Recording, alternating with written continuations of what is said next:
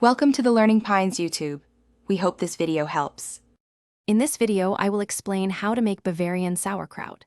This traditional recipe uses simple ingredients like fresh cabbage, non-iodized salt, and a touch of juniper berries for authentic flavor.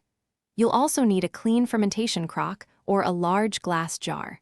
Preparing your equipment properly is the first step to delicious, homemade sauerkraut. Let's get started with gathering our supplies. First, finely shred your cabbage, aiming for strips about 1/8 inch thick. Next, place the shredded cabbage into a large bowl and add 2 tablespoons of non-iodized salt.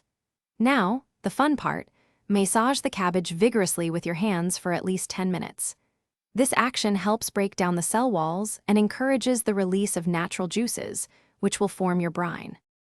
Once the cabbage has released plenty of liquid, it's time to pack it into your fermentation vessel.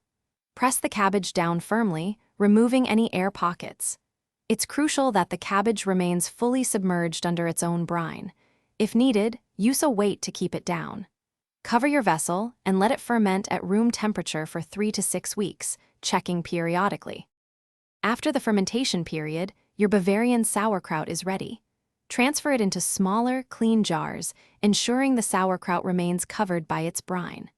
Store these jars in the refrigerator, where the cooler temperature will slow down the fermentation process. Properly stored, your homemade sauerkraut can be enjoyed for several months, adding a tangy, healthy side to many meals. Thanks for watching. Consider subscribing if we helped you.